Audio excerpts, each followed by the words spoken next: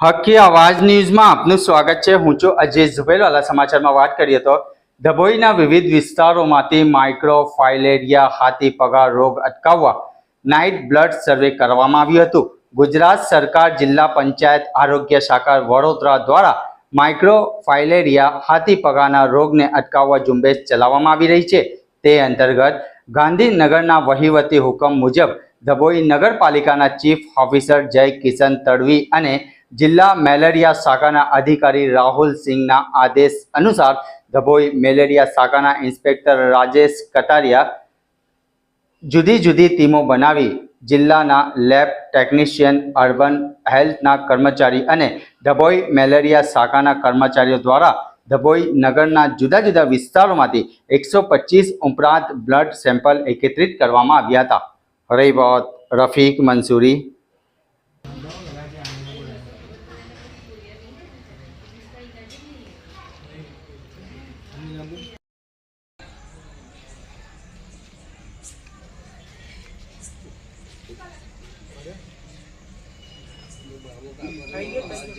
ભરો ભરો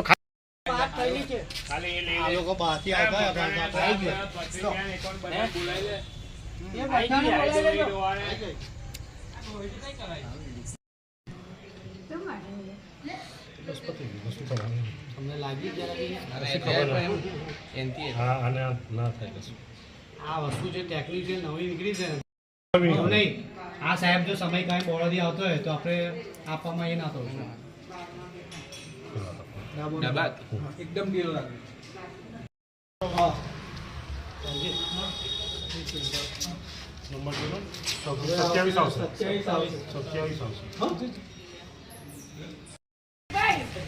એવું નહીં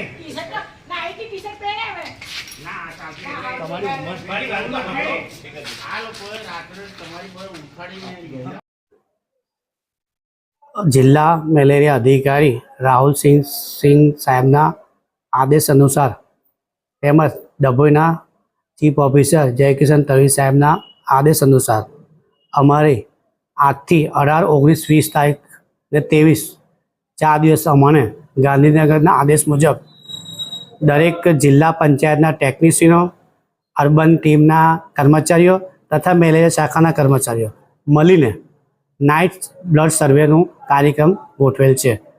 જેઓ 9 થી 12ના ગાળામાં આ સમય આપેલ છે અમારે, એ પ્રમાણે અમે દરેક ટીમો બનાવીને દરેક વિસ્તારો જુદા જુદા વિસ્તારોમાં આ કામગીરી અમે એકબીજાને ટીમોમાં સોંપેલી છે।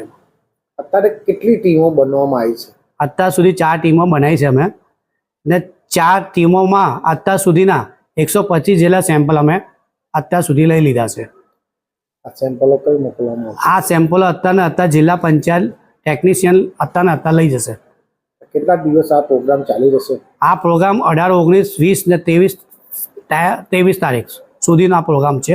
એમાં 600 સેમ્પલનું અમારું ટાર્ગેટ છે લેવા માટેના। અને આ વસ્તુ ગંદા પાણીના માદા ક્યુલેક્સથી મચ્છરોથી હાથી પગો થતું હોય છે।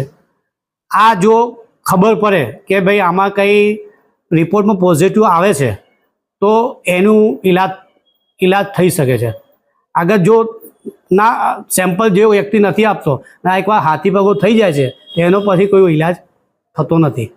એના માટે સરકારશ્રીએ આના માટે દરેક ટીમો ફાળવીને અમને સહયોગ આપ્યો છે।